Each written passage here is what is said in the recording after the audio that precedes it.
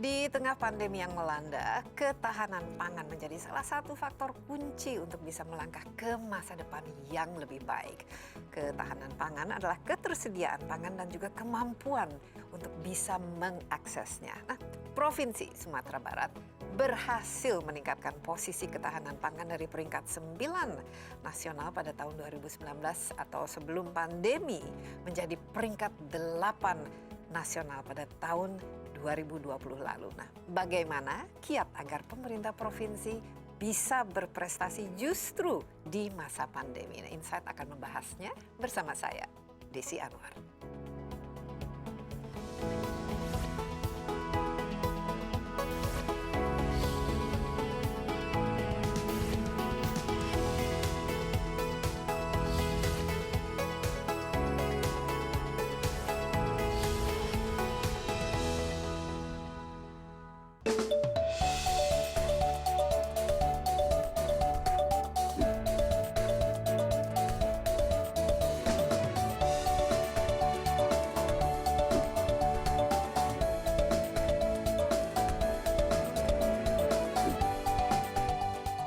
Sumatera Barat dikenal karena potensi wisata yang luar biasa. Sebut saja Jam Gadang yang merupakan ikon pariwisata di provinsi ini. Sumatera Barat juga punya Istana Pagaruyung. Di dalamnya banyak terdapat barang peninggalan kerajaan yang masih terjaga. Jangan lupa Lembah Harau. Ini adalah Grand Canyon-nya Sumatera Barat yang diapit dua bukit cadas terjal dengan ketinggian kurang lebih 150 meter. Sumatera Barat dengan ibu kota Padang tentu identik dengan kuliner yang melegenda. Pada tahun 2017, CNN Internasional menobatkan rendang sebagai makanan paling enak di dunia.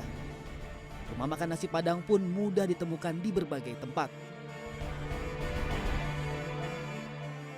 Tapi provinsi yang kini dipimpin oleh Mahyeldi Ansarullah ini tidak hanya fokus pada bidang pariwisata. Ranah Minang juga berkomitmen untuk mewujudkan program pangan yang berkelanjutan. Tidak heran, Sumatera Barat berhasil meningkatkan prestasi ketahanan pangan dari peringkat 9 nasional sebelum pandemi menjadi peringkat 8 nasional saat pandemi. Berbagai program dijalankan untuk memastikan stok pangan aman. Sektor pertanian sebagai tulang punggung perekonomian rakyat mampu menyumbang hingga 54,2 triliun rupiah terhadap produk regional domestik bruto atau PDRB. Sektor lain seperti peternakan dan perikanan juga berkontribusi positif pada program pangan yang berpihak pada rakyat.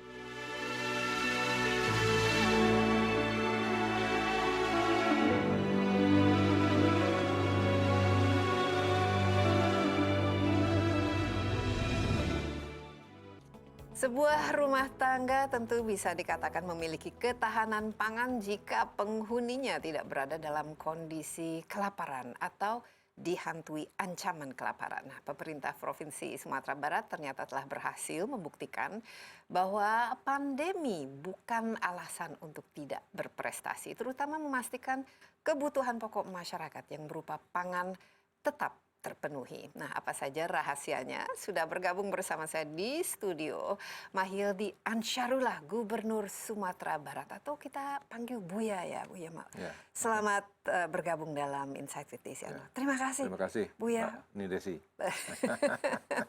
Iya, kita sama-sama orang Sumatera Barat. Ya.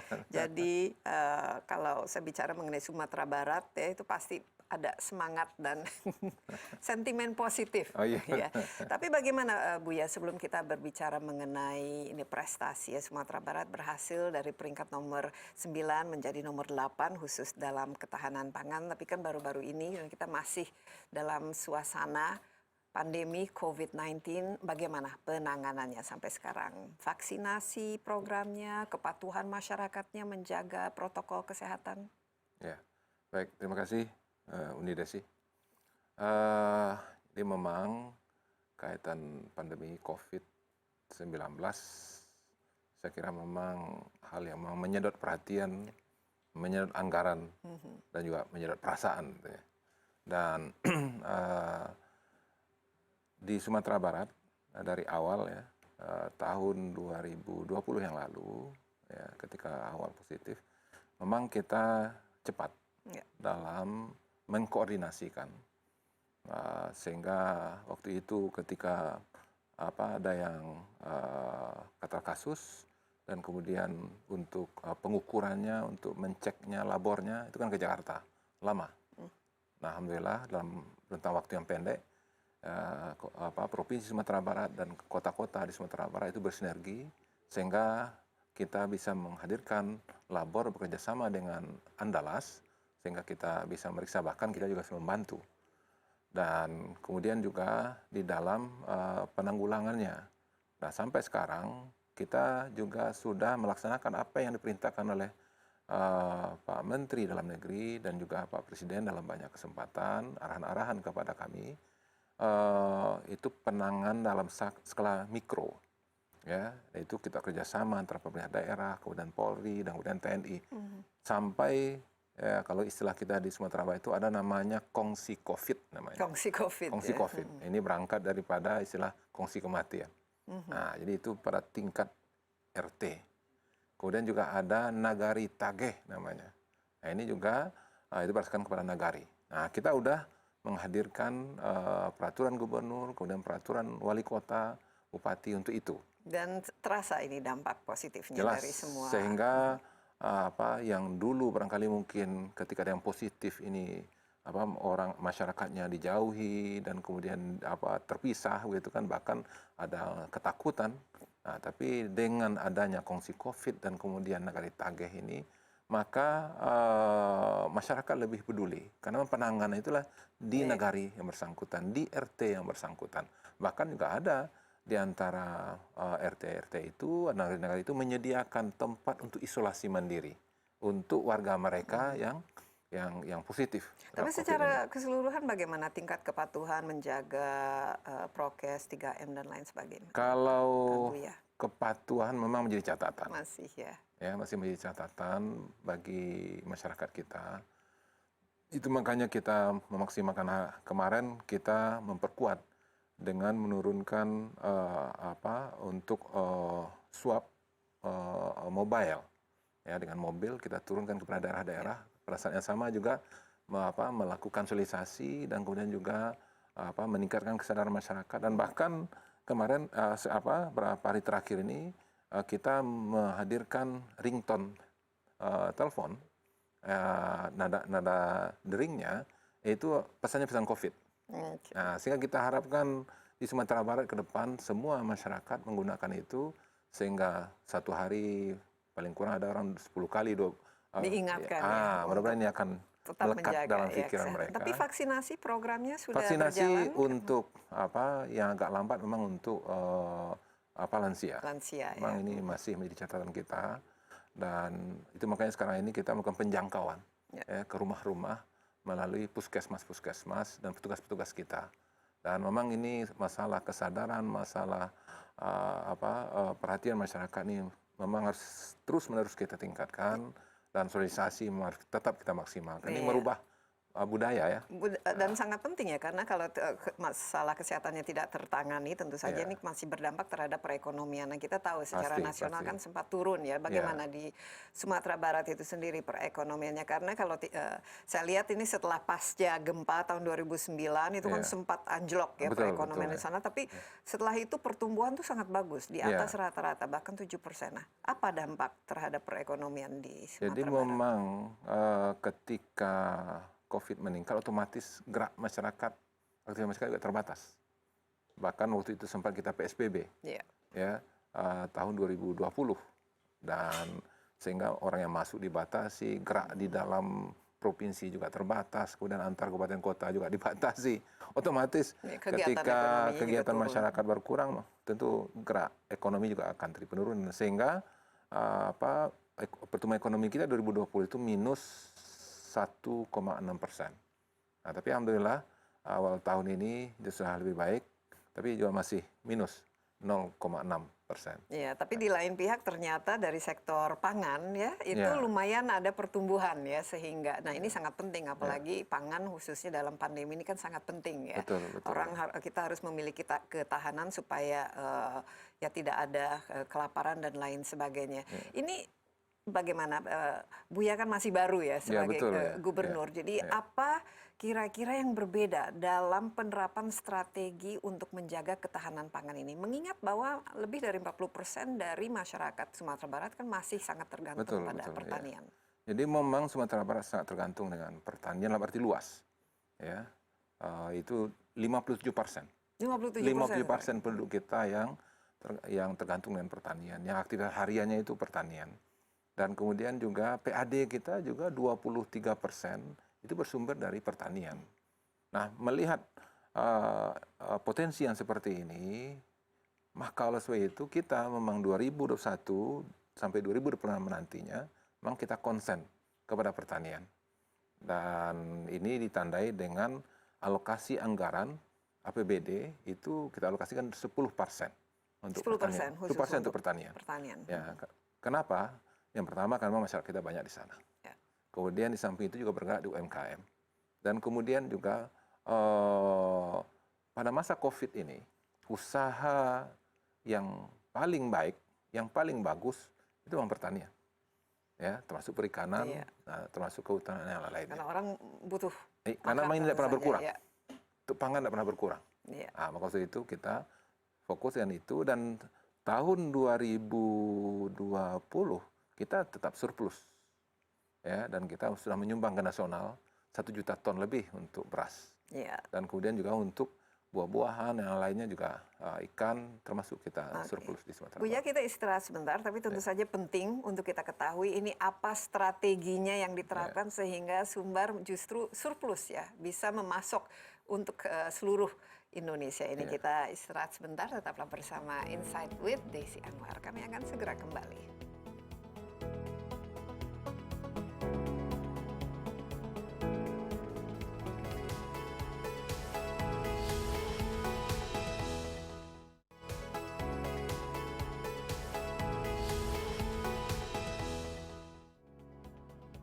Iya, masih bersama Insight with Desi Anwar. Kali ini saya ditemani oleh Gubernur ya, Mahyildi Ansarullah, Gubernur Sumatera Barat.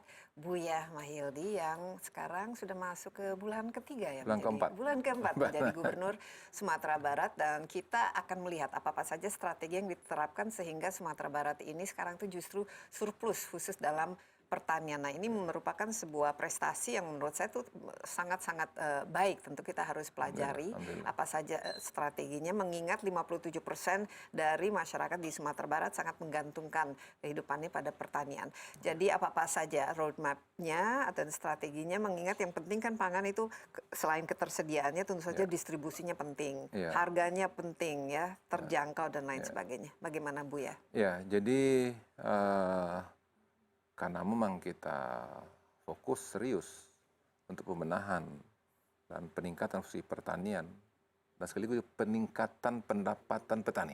Ya. Jadi paling penting itu. Nah, itu jelas yang dirasakan oleh masyarakatnya langsung. Dan untuk itu ada beberapa hal yang kita lakukan. Nah, yang pertama tadi apa kaitan anggaran ya, ini sudah menjadi komitmen kita. Yang 10% kan? Yang 10%. Nah, untuk 10% itu apa? Di antaranya adalah tentu infrastruktur. Ini juga perlu kita benahi, baik di dalam daerah sendiri ataupun juga keluar daerah. Nah, karena seperti kita tadi bahwasanya produksi kita di Sumatera Barat itu sebenarnya untuk kebutuhan masyarakat kita sudah mencukupi. Kita mensuplai provinsi sekitar kita, Riau, kemudian Jambi, Bengkulu, kemudian Kepulauan Riau dan yang lainnya. Maksud itu infrastrukturnya harus lebih baik tentunya. Maka ini harus kita benahi, ya. Dan kemudian juga itu makanya kita dorong, kita lakukan upaya percepatan untuk tol, ya, dari Padang ke Pekanbaru yang sekarang ini lagi progres untuk pelaksanaannya. Dan ini bisa sangat mempengaruhi harga juga kan kalau jelas, otomatis baik. Cost akan bisa lebih murah, waktu lebih cepat, ya, sehingga sampai ke konsumen. Nah, kemudian samping itu juga kaitan dengan benih bibit.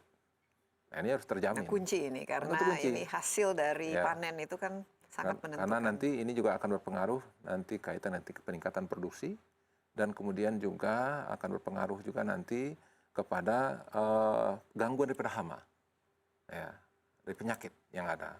Benih adalah satu kunci untuk itu. Dan ini didapatkan dari kerjasama tentu saja dengan pusat ya. Harus dengan pusat-pusat pembenihan, balai-balai pembenihan kan sudah tersebar di Indonesia. Ya, terutama padi, ya kita yang ada di Sumatera Barat tentunya, dan kemudian juga kita juga serius juga untuk jagung ke depannya. Jadi padi dan jagung kita ingin Sumatera Barat ini surplus, ya, jagung. Karena memang kebutuhan ternak kita di kampung di desi kan, di 50 kota Payakumbuh itu kan banyak peternak. Iya. Karena ini Sapi apalagi ini. Sapi, ayam telur yang lainnya. Kemudian di samping itu juga tentu ketersediaan pupuk. Nah, ini ada kebutuhan petani. Ini memang kemarin dengan Pak Menteri ini menjadi diskusi kita yang hangat, dan ini juga menjadi permasalahan bukannya di Sumatera Barat saja, di Indonesia. Ya. Bahkan ada waktu itu yang mengusulkan perlu peningkatan jumlah. Karena memang pupuk yang diterima oleh pemerintah itu kurang daripada kebutuhan. Dan kemudian ada juga walaupun sudah kurang tapi karena masuk subsidi, maka ini larinya kemana-mana. Sehingga tidak mengusulkan dengan subsidi pupuk lah, tapi subsidi produksi. Ya, sehingga hasil tani itu yang sehingga ada jaminan harga. Ya. Nah, kemudian di samping itu juga tentu adalah keterjaminan tadi dalam hal panen. Ya, sekarang panen hitung-hitungan produksi mungkin meningkat, tapi kalau panennya tidak benar, ya, sehingga itu kehilangan hasil. Ya. Sebagai contoh, dengan cara tradisional itu dihitung-hitung sampai kehilangan 3%. Itu maka kita intervensi dengan peralatan yang modern. Kemudian juga kehilangan sekarang ini produksi kita itu dari pasca panennya itu adalah di RMU, rice milling unitnya. Ya, ini sudah banyak tua-tua. Nah, ini perlu intervensi. Kalau ini kita intervensi bisa mengurangi kehilangan itu sampai 12%. Jadi kalau seandainya ini aja kita intervensi, ini akan bisa meningkatkan produksi kita. Ya, apalagi kalau benih kita pupuk kita tersediakan dan pengolahannya lebih baik lagi. Dan menggunakan teknologi tentu saja, combine harvester sehingga tidak memakan banyak waktu. Dan juga kalau sekarang bisa berapa kali panen dilakukan? Kalau sekarang ini rata-rata itu 5 kali 2 tahun. Kita ingin ke depan 3 kali setahun. Ya. Nah, menjaga supaya harganya juga tetap stabil dan ini menguntungkan lah bagi para petani. Ya, nah, untuk biasanya ini permasalahan petani kan begitu. Ketika produksi sedikit, harga mahal. Ketika produksi melimpah, harga turun. Sehingga petani kurang semangat. Iya kan? Nah, maka itu kita akan menghadirkan namanya Badan Usaha Milik Daerah. Itu makanya salah satunya konsep kita ada namanya Toko Tani Indonesia Center.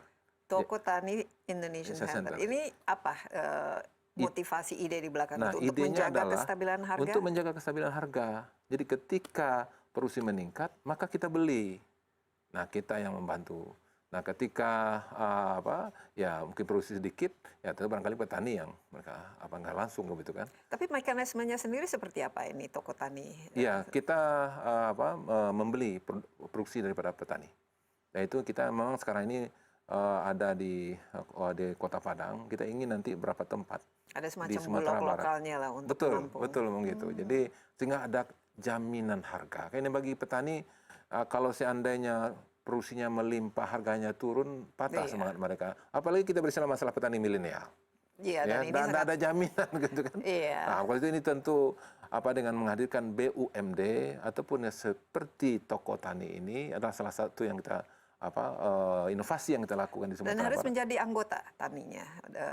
Bagaimana menjadi ini nanti koordinasi dengan kelompok tani dan kita memantau tentang pergerakan produksi di masing-masing daerah, ya, sehingga memang kita yang turun Badan Usaha Milik Daerah yang turun ke sana, dan bahkan kita merencanakan dari BUMD yang kita miliki sekarang ini harus kita fungsikan sebagai pengaman untuk produksi pertanian ini, sehingga mengarahkan mereka menjadi badan usaha milik daerah untuk Dan pertanian, ini untuk juga agro harusnya ini. mengurangi middleman ya, tengkulak dan lain sebagainya. Ini permainan harga kan itu yang sering. Itu yang kita harapkan. Petaninya tidak mendapatkan apa-apa, tapi di harga jualnya bagi para ini konsumen justru meningkat ya. Ini sudah terjaga dengan semuanya baik. terlindungi. Terlindungi. Ya, petani terlindungi dengan harga yang stabil dan kemudian juga konsumen juga bisa mendapatkan harga. Sehingga ini juga salah satu strategi kita dalam pengendalian inflasi daerah. Ya, ini sangat penting apalagi dengan COVID ini ya, di mana pendapatan kan juga menurun. Tapi kualitas beras di Sumbar itu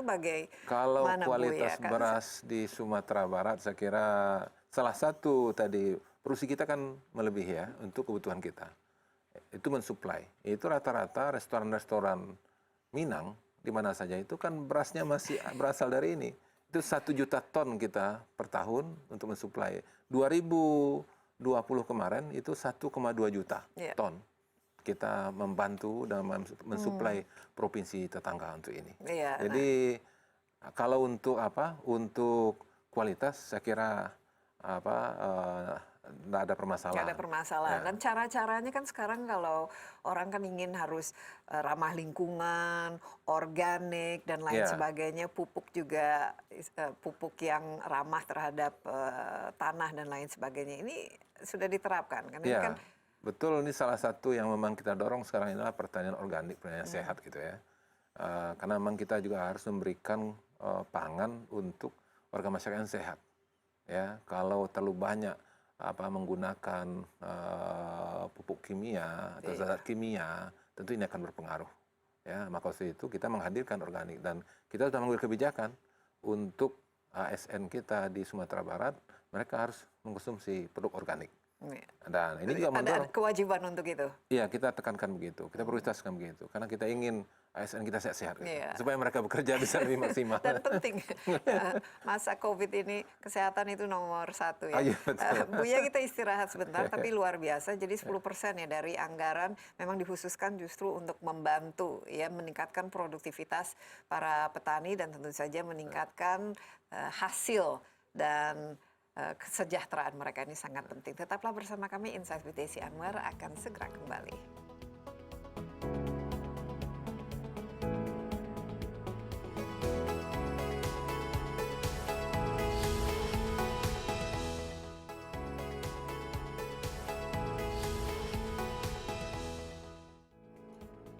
Iya, masih dalam Insight with Desi Anwar, ditemani oleh Mahyedi Ansarullah, Gubernur Sumatera Barat, dan kita berbicara mengenai bagaimana provinsi ini berhasil walaupun di tengah pandemi COVID-19 untuk meningkatkan produksi pangan. Ya, tentu saja ini merupakan prestasi yang sangat penting karena ya yang berkaitan dengan pangan, ketahanan pangan dan juga menjaga kesejahteraan dan kesehatan masyarakat itu harus ya nomor 1.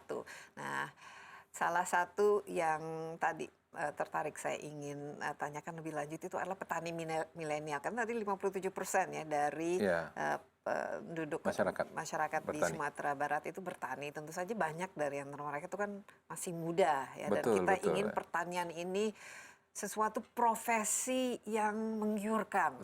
Apalagi anak-anak sekarang kan mereka semua harus serba teknologi, serba cepat, akses terhadap macam-macam itu harus menjadi kriteria. Ini bagaimana, Buya? Ada adaptasi terhadap digital life? Ya, jadi mau tidak mau memang upaya untuk menarik minat para milenial ini harus jadi perhatian kita. Nah, ini juga menjadi program nih Pak Menteri Pertanian, yaitu petani milenial. Ya. Tapi tidak cukup dengan hanya punya keinginan, tanpa ada langkah-langkah konkret. Nah, maka itu menurut kita, modernisasi adalah salah satu cara untuk itu. Ya, sehingga mereka bertani, tidak mesti mereka berkotor-kotor kan. Iya. Ya, maka itu peralatan. Itu makanya kita di Sumatera Barat, dari potensi dari dukungan-dukungan yang selama ini ada, maka kita mencoba untuk memformulasikan. Sebagai contoh misalnya, ada bantuan di kementerian dari peralatan mesin-mesin pertanian. Dan ini masih idle sekarang ini. Belum termanfaatkan. Nah, kalau situ Kenapa belum termanfaatkan? Karena tidak paham cara menggunakannya atau apa tidak terlalu yang tertarik pertama untuk konversi? ada beberapa faktor.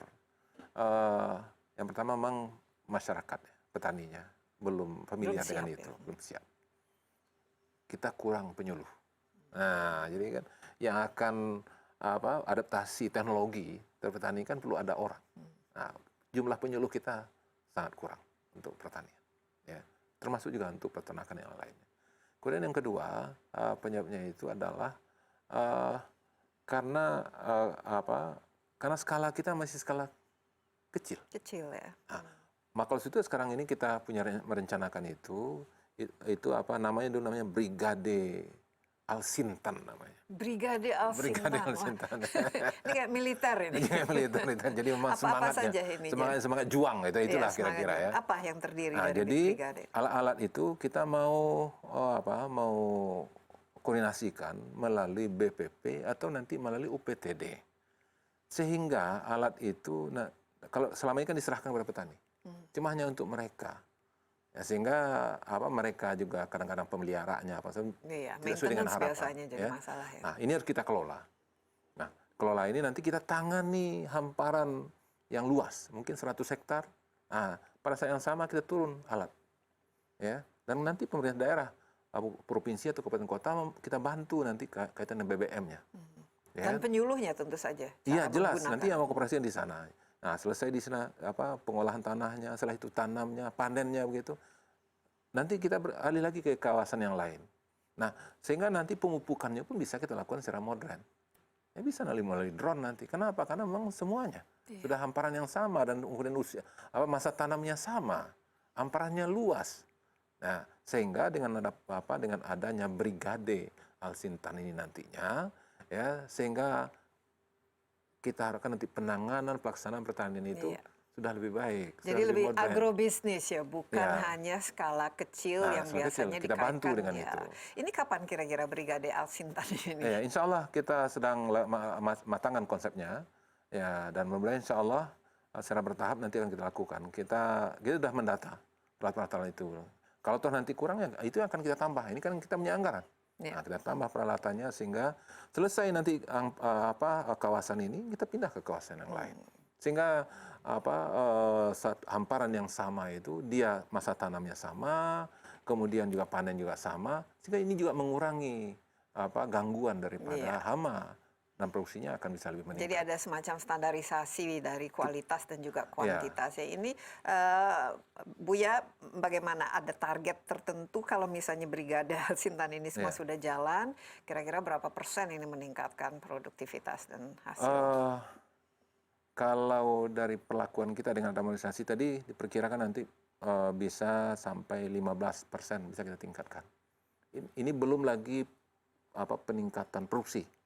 Tapi baru menghilangkan kehilangan panen dan karena faktor-faktor penggilingan tadi itu lain, karena peralatan yang sudah tua gitu dan kemudian belum termanage terbaik.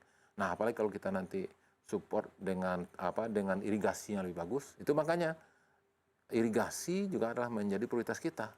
Sehingga kemarin kita koordinasi dengan Kementerian Pertanian, Bappenas, kemudian Menko Maritim, investasi, Pak Luhut, udah berapa kali kita untuk membenahi berapa irigasi-irigasi yang kalau kita lihat juga sudah lama juga tidak terbenahi. Dan ini sangat jadi tidak terpengaruh oleh cuaca ya, sehingga bisa dijamin lah ini keberhasilan panennya. Kita harapkan begitu. Selama ini kan memang cuaca, hama, dan juga benih ini semua menjadi harus lebih terjamin. Kesatuan. Ya, dan kalau ketersediaan pupuk juga harus lebih terjamin. Iya. Nah, satu lagi tentu saja dari pangan, tadi kita sudah sebut ya, Sumatera ini udaranya kan juga enak ya, karena apalagi ada Bukit Barisan di situ dan sangat subur. Ya. Sapi, peternakan lain dan sebagainya ini kan salah satu yang potensi dan juga bisa sangat menghasilkan kan. Dan perlu diketahui juga bahwasanya daging adalah satu penyebab daripada inflasi di Sumatera Barat. Karena memang apalagi di sini kan, apalagi ya. di sini adalah rumah ini macam-macam ini kuliner berkaitan dengan dagingnya. Rendang ya, tanpa dagingnya. Nah, bisa ceritakan sedikit apa yang bisa di. Alhamdulillah memang ya kita udah tahu lah ya bahwasanya rendang ya khas dari Minangkabau Sumatera Barat. Belum lagi ini Sudah baladonya. menjadi makanan yang banyak pilihan-pilihan kan. Nah kemarin perlu Mbak Desi ketahui, ketika musibah di NTT kita kirim rendang ke sana, 1,5 ton kita kirim ke sana. Ya jadi maksud itu ini ketika ada bagus juga ketika ada bencana, maka udah kita siapkan rendang. Nah, maksud itu tentu ini kebutuhan daging cukup tinggi di Sumatera Barat dan kemudian apalagi dalam resepsi pernikahan apa saja itu biasanya harus ada daging. Dan maka waktu itu kita juga melakukan beberapa langkah-langkah untuk ini. Untuk para peternak khusus untuk peternak, ya, termasuk tadi ayam. Gitu. Ya. Ayam itu makanya kita sekarang ini mendorong bagaimana ketersediaan jagung. Karena untuk pakan. Ya, perlu ketahui sekarang jagung mahal ini. Iya. Ya. Yang biasa 3.800, 4.000 sekarang ini udah 6.000. Jangan sampai kita impor ya, seperti kita impor kedelai kan. Ini yang Nah, ini juga peternak ini juga perlu kita bantu. Nah, kemudian untuk sapi, daging sapi. Kita di Sumatera Barat itu sudah bisa menghadirkan hulu hilir. Kenapa? Yang pertama, kita sudah punya pusat semen beku, benih, bibit.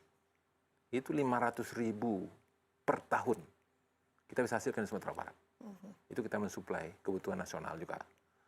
Kemudian yang kedua, kita sudah punya teknologi pakan. Biaya untuk ternak sapi ini yang paling besar itu adalah pakan. Iya. Nah, kita udah bisa intervensi dengan fermentasi dan kita udah punya ahli sekarang kita lagi dorong, kita latih masyarakat peternak-peternak untuk mampu membuat fermentasi ini. Apa aja rumputnya bisa digunakan. Kemudian kita sudah punya lahan untuk budidayanya. Ada di Air Runding di Pasaman itu 2.000 hektar. 50 kota ada 1.000 hektar. Kemudian kebun-kebun sawit kita juga itu bisa disinergikan dengan ternak sapi. Dan artinya untuk budidaya kita tidak ada hambatan. Dan kelompok-kelompok ternak juga bisa kita dorong untuk itu. Ada berapa ini nih peternak di Sumatera Barat, Buya? Di Sumatera Barat itu. Dan rata-rata berapa jumlah ternak yang mereka miliki? Kalau sekarang ini dari masyarakat itu kan kelompok kelompok tani. Itu yang ada yang kita kirim bantuan itu namanya UPO, Unit Produksi Pupuk Organik. Nah, jadi ini ternak tapi juga hasil pupuk organik. Ini kita berikan bantuan ada 10 ekor, 20 ekor satu kelompok. Tapi ini belum cukup.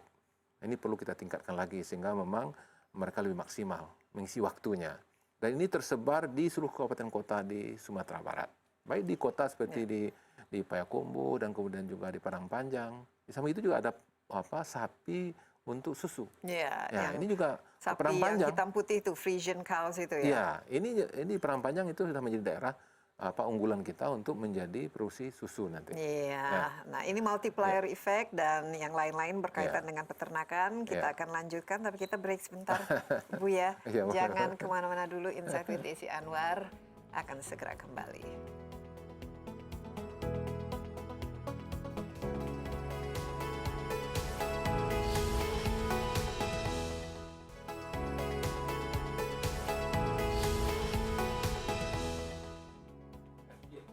Anda masih bersama Insight with Desi Anwar di studio. Saya ditemani oleh Mahildi Ansarullah, Gubernur Sumatera Barat. Kita berbicara mengenai ketahanan pangan di Provinsi Sumatera Barat, dan mau tidak mau kalau kita bicara mengenai pangan Sumatera Barat, kuliner khas Minang itu dua aja pilihannya. Jadi lapar ini Bu ya. Ada rendang tadi ya, ada balado, belum yang khas-khas oleh-oleh ke Sumatera Barat itu kerupuk sanjay juga. Nah, ini tapi produk-produk dari sapi itu tadi disebutkan ya, apalagi di situ ada sapi susu yang sekarang saya lihat itu sangat potensial di Sumatera Barat ini. Bagaimana? Karena ini khas juga ya, ada di situ bisa susunya, yogurtnya dan lain sebagainya. Kalau yang terkenal itu ada dadih. Dadih.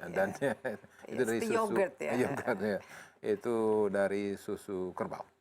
Ya, jadi memang kita harus menghadirkan variasi-variasi turunan-turunan dari susu misalnya apa. Untuk di samping ini added dilindungi, value-nya ya, nilai ya, tambah. sehingga memang ada tambahan untuk petani. Kemudian juga seperti tadi daging gitu kan, nah, kita sebetulnya sudah bisa menghadirkan daging beku. Karena kita sudah punya rumah potong hewan modern di Kota Payakumbuh. Nah, ini yang belum Itu kita dekat kampung halaman itu makanya ini saya itu, mau Payakumbuh. Unidesi ini banyak potensi di sana. Ya, luar biasa. Nah, kalau tadi kita untuk pertanian ada brigade asin tadi. Iya, Nah, iya. kalau untuk peternakan ada brigadenya juga, Iya, kalau Buya, untuk dalam mengelolanya. ya kalau untuk apa sapi ini kita punya hotel sapi. Hotel sapi, Hotel waduh, sapi. apa itu? Jadi memang apa ini konsep yang kita kembangkan antara apa masyarakat yang bisa mengolah pakan. Nah, nanti ada orang yang punya uang, maka Investornya. dititipnya sapinya di sana, ya apa dengan dalam bentuk apa kandang-kandang yang lebih representatif, ya kan? Nah, maka di sana nanti yang menitipkan ini nanti apakah dibayar pakannya atau nanti bisa dibagi setelah setelah dijual setelah ini. Hotel sapi. Hotel Ada sapi. berapa jumlah hotel sapi? Ini perencanaan yang akan kita Rencana. lakukan untuk 2021 dan selanjutnya, ya. Dan karena memang kita melihat potensi tadi itu, Iya. kita punya teknologi pakannya, kita punya kebutuhannya tinggi, maka itu kita tarik pihak ketiga untuk berinvestasi. Ya, seberapa besar ini ada investor skala besar ya kalau kita lihat mungkin ini kan sapi, kerbau kan investasi kan cukup besar apalagi Betul, dengan pakannya ini. Banyak yang tertarik masuk ke dalam bisnis ini. Kalau dari sisi hilirnya untuk kebutuhannya ini sangat tinggi kebutuhannya. Untuk wisata aja hotel-hotel berapa di Sumatera Barat. Dan alhamdulillah dalam waktu dekat ini kita akan ada kerjasama dengan Gubernur DKI, pemerintah DKI untuk mengisi kebutuhan-kebutuhan di DKI. Nah, salah satunya nanti adalah daging. Ya, maka ini juga menjadi peluang begitu. Makanya sekarang kita menciptakan peluang itu dan kemudian secara teknologinya kita sudah punya dan kemudian peralatan untuk pemotongan modern pun juga sudah kita punya. Inilah yang kita tarik nanti dan kualitasnya penting sehingga kita juga tidak perlu impor dari India misalnya. Itu yang kita mau, bahkan harganya juga bisa kita tekan nanti. Kalau selama ini harga di Jakarta tidak salah saya ada 130.000 1 kilo. Nah, kalau seandainya konsep kita ini berjalan, itu bisa kita mengatakan di bawah 100.000 per kilo. Bahkan bisa mendekati 80.000. Nah, ini sangat sesuai dengan harapan daripada Pak Presiden. Ya, untuk bagaimana harga daging sampai 80.000. Kan itu keinginan beliau. Maka itu insya Allah dengan hotel sapi dan kemudian dengan yang dikelola secara profesional ini nantinya, maka ini akan menjadi satu jawaban dan kita bisa menghadirkan kualitas kualitas daging yang cukup baik dan kualitas ekspor dan daging beku dan kemudian juga dengan harga yang bisa lebih murah. Nantinya, kalau dari sumber-sumber pangan lain seperti misalnya ikan dan tadi disebut ayam dan lain sebagainya, ini ada strategi khusus karena ya di Sumatera Barat kan danaunya juga banyak, sungainya juga banyak dan apalagi ada pesisirnya. Alhamdulillah pada hari ini Pak Menteri Kelautan lagi di Sumatera Barat, Pak Trenggono. Dan kebetulan kemarin kami bertemu dengan beliau, nah kebetulan karena memang kita ada di Jakarta sekarang ini, maka Pak Wakil Gubernur yang bersama dengan beliau. Nah, salah satu memang adalah untuk menghadirkan namanya konsep beliau ini namanya kampung ikan. Kampung ikan. Kampung ikan. Kalau tadi sapi hotel sapi, hotel ikan sapi. turun kelas jadi kampung ikan. Kampung ikan lagi. Ini sangat sesuai juga dengan kalau pertanian kita akan mengarah nanti pada ada food estate namanya. Nah, kalau kampung ikan ini ada konsep Pak Menteri Kelautan.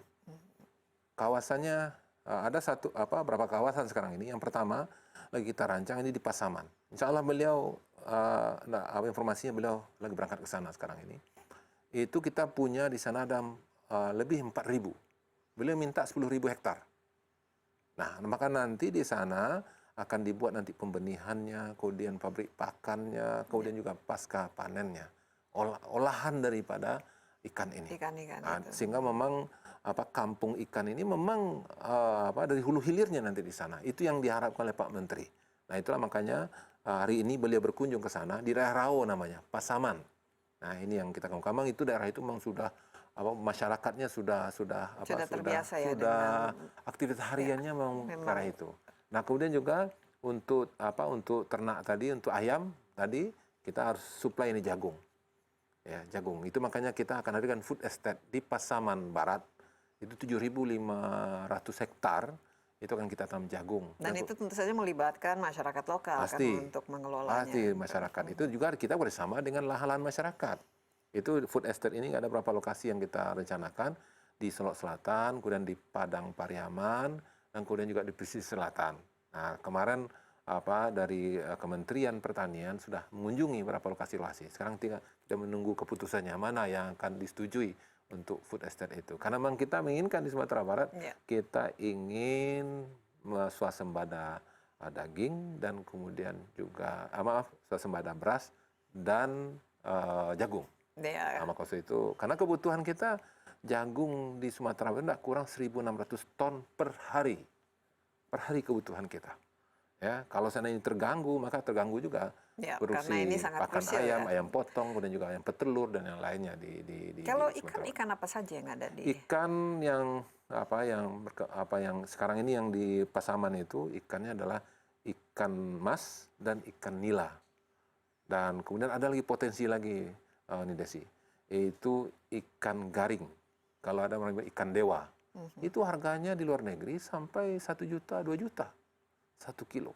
Kita tahunya cuma hanya 400.000, 500.000. Ikan garing ini bisa hidup di seluruh sungai-sungai yang ada di Sumatera Barat. Nah, dan bisa diolah menjadi bentuknya macam-macam juga. Bisa macam-macam, bisa rendang ikan juga ada, rendang tuna juga bisa. Sudah ada produksinya di Sumatera Barat kan. Dan kemudian juga bisa untuk dikalengkan juga bisa. Ini untuk pasca nantinya. Jadi sebenarnya visinya itu memang menjadikan Sumatera Barat itu industrinya basisnya agrobisnis kan ya. Memang itu yang kita fokuskan. Dan ini memang mau tidak mau harus ada evolusi, naik kelas, dan juga sistem semua harus integrated ya, dari hulu ke hilir ya, dari produksinya, distribusinya, tapi juga akses kepada konsumen. Ini mau tidak mau ya blueprintnya harus betul-betul diimplementasi dan dikawal ya. Ini program sampai tahun berapa targetnya? 2000. Kita kalau perencanaannya kan? sampai 2026. Kalau masa tugas kita 2024. Ya, tapi idealnya bisa diteruskan, ada sustainability harus ya, begitu dalam semua karena memang ini. dalam perencanaan jangka menengahnya begitu yang dituangkan dalam perundang-undangan, tapi karena memang jabatan kita karena nanti ada pemilu serentak 2024. Tapi paling tidak kita sudah letakkan sudah dimulai konsep itu karena memang COVID usaha yang prospek adalah pertanian pangan, dan kemudian penduduk Sumatera Barat juga banyak bergerak di pertanian, peternakan, tambah lagi kehutanan juga potensi luar biasa kita. Kita masih ada satu segmen. Ya. Jadi jangan kemana-mana dulu, tetaplah bersama Insight with Desi Anwar. Kami akan segera kembali.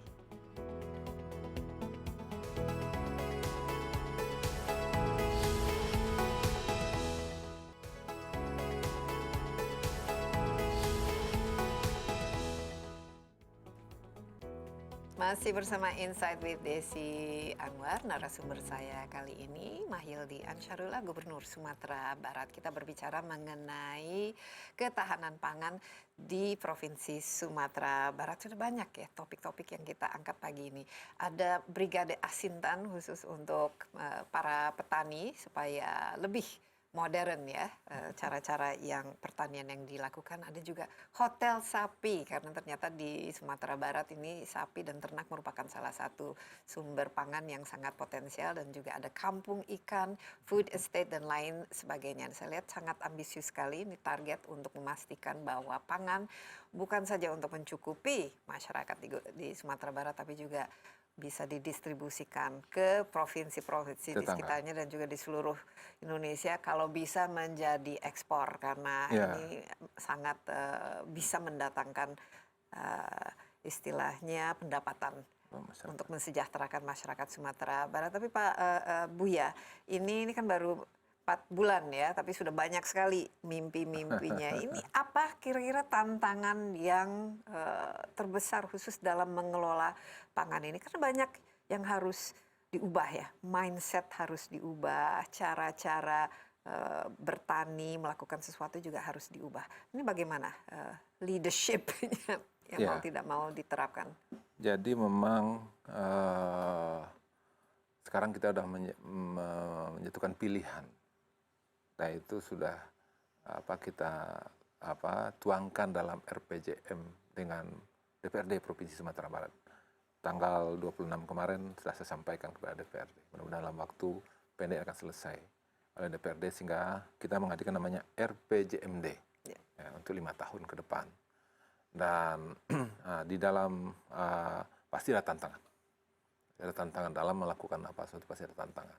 Yang pertama sekali adalah bagaimana menyamakan persepsi kita di pemerintah daerah sendiri. Ini anggaran 10%. Ini berarti akan menyedot anggaran-anggaran yang lain. Mau tidak mau kita harus fokus.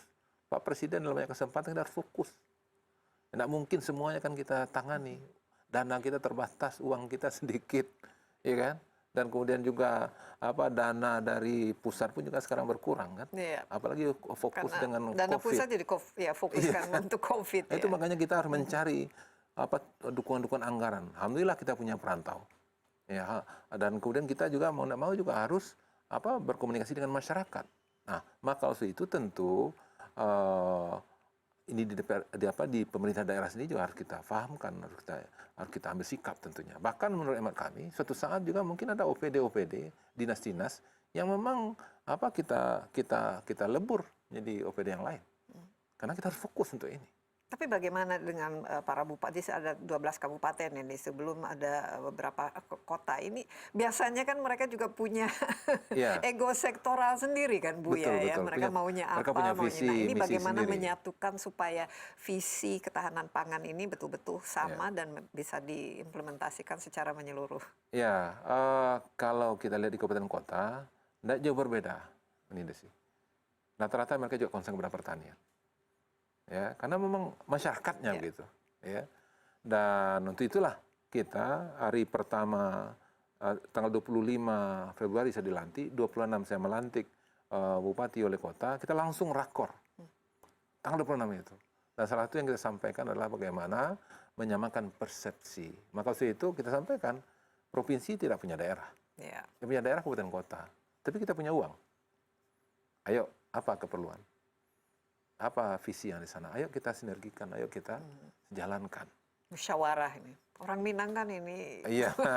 Itu makanya opininya. Tanggal 8, 9, 10 Maret 2021 yang lalu, maka kita dengan rakor.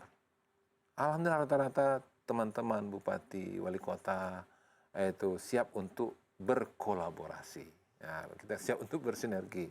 Ya, dan mudah-mudahan dengan upaya-upaya seperti ini diikuti oleh dinas-dinas, ya, secara teknisnya. Nah, itu ada nanti MOU, kesepakatan antara provinsi dan kabupaten kota. Mau tidak mau harus kita lakukan itu.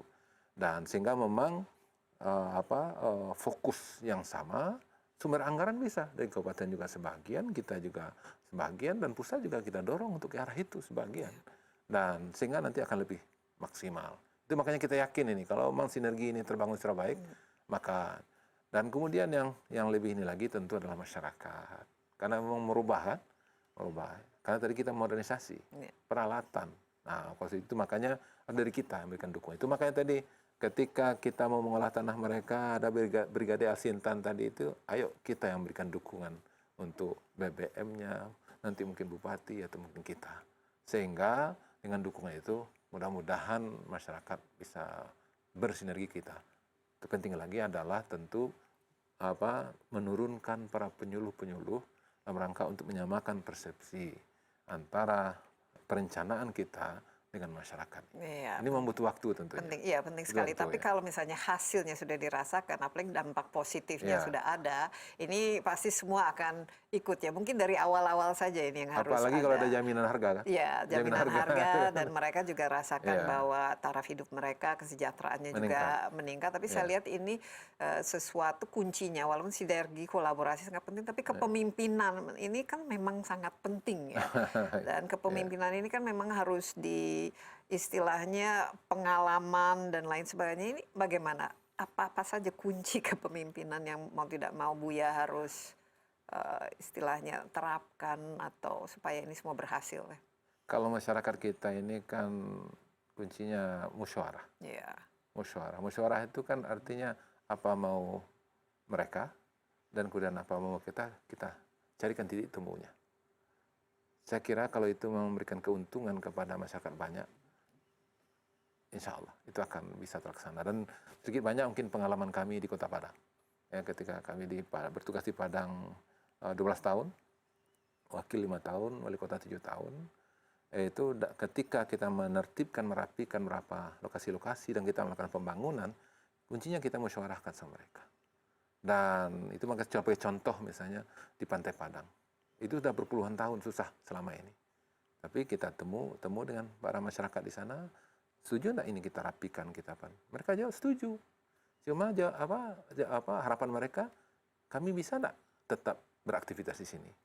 Oh, kalau itu memang ini kita bangun untuk Bapak Ibu semuanya. Saya bangun dulu. Sudah selesai dibangun, udah mereka pindah. Oh, masih ada yang kurang, ayo kita lengkapi lagi. Sehingga dengan kesadaran, maka mereka pindah untuk itu. Kunci adalah musyawarah dan kita mau mendengarkan mereka. Ya, mendengarkan itu penting. Pemerintah kan untuk rakyat. Ya, maksud itu sama juga seperti sekarang ini kita mengalihkan usaha masyarakat ya ke yang lain. Yang dulu mereka sendiri-sendiri, sekarang ini bentuk kelompok. Syaratnya kan mereka dari perubahan itu mereka harus mendapat manfaat kan. Jangan sampai hilang aktivitasnya, pekerjaan selama ini yang tidak boleh. Iya, harus ada solusinya yang kalau ada itu ya. Mereka akan ini, apalagi ada jamin ke depan yang bisa memenuhi harapan dan keinginan mereka. Mereka untuk kebutuhan hariannya, untuk menyekolahkan anak-anaknya. Kalau seandainya kita membangun tapi menyingkirkan mereka, saya kira siapapun ada yang mau itu. Iya. Nah, tapi harus ada dukungan juga dari pusat. Nah, ini juga tidak kalah penting ya, Bu ya. Selama ini bagaimana? Beda kan ada wali kota dengan hubungannya itu sekarang kalau sudah gubernur ini mungkin lebih banyak berhubungan dengan pemerintahan. Ya, alhamdulillah. Itu makanya kita 3 bulan kita menjabat dan sampai masuk tahun keempat, bulan yang keempat hari ini, itu kita memang banyak berkomunikasi dengan kementerian. Alhamdulillah 3 bulan kami menjabat sudah 12 menteri yang hadir ke Sumatera Barat dan Pak Wakil Presiden. Dan kami sendiri yang ketemu dengan Pak Menteri itu juga sudah banyak. Dan alhamdulillah apa yang diharapkan dan kemudian juga apa yang menjadi keinginan masyarakat kita ketemu. Sebagai contoh misalnya ini kita dengan Pak Menko Maritim Investasi, Pak Luhut, itu tentang Danau Meninjau dan Danau Singkara. Alhamdulillah kemarin dalam Fitcon kita dengan beliau itu dari pusat sudah berkomitmen mengalokasikan pembenahan Danau Meninjau ini itu sebanyak sampai 250 miliar. Nah, mudah-mudahan ini untuk pembenahan Danau Meninjau akan bisa kita lakukan. Nah, kami juga akan melakukan upaya-upaya untuk masyarakatnya. Beliau kasih tugas sama kita bagaimana mengalihkan usaha masyarakat yang merusak dengan ada keramba yang banyak jumlahnya itu kan nanti sudah ditentukan jumlahnya paling banyak hanya 6.000. Nah, untuk menuju ke sekarang ada 15.000 lebih kurang. Nah, untuk mengurangi itu maka kita harus mengalihkan kegiatan masyarakat. Nah, itulah kita melakukan beberapa hal ya yang kemarin juga kita komunikasikan dan kemarin juga Pak Menteri KKP juga ke lapangan melihat itu juga kita sudah komunikasikan juga hal demikian. Ya, semoga kehadiran para menteri ini bisa mendapatkan hasil yang bagus ya dengan betul dan dukungan perantau juga. Iya, dukungan perantau sangat dukungan penting. Unidesi tentunya. Perantau itu sangat penting apalagi mereka selalu cinta dengan ini ya kampung halaman. Rindu, jarang pulang tapi rindu. Ya, terima kasih Buya, kita lihat ini banyak sekali potensi yang Sumatera Barat miliki di situ kan itu sumber daya alamnya tuh luar biasa. Besar ya dan juga kalau kita lihat ini potensi untuk pariwisata luar biasa banyaknya. Jadi mungkin kalau kita ketemu masih banyak hal-hal yang perlu kita eksplor karena ini memang suatu provinsi yang betul-betul kaya dengan berbagai macam halnya. Sekali lagi Bu ya, terima kasih, jaga kesehatan selalu. Insya Allah, sama-sama. Dan kita tunggu ini ya rendang dan dendeng balado. Dendeng baladonya ini kalau kita masakan Padang ini pasti ya rendang sudah menjadi aset budaya dunia itu rendang. Ya demikian Insight with Desi Anwar kali ini. Jangan lupa Anda juga dapat menyaksikan tayangan ini di cnnindonesia.com dan di YouTube CNN Indonesia. Insight with Desi Anwar. Dan sekali lagi COVID masih ada di antara kita, jadi jangan lupa rajin cuci tangan, menggunakan masker dan hindari kerumunan. Ya, sampai jumpa. Stay safe. Bye bye.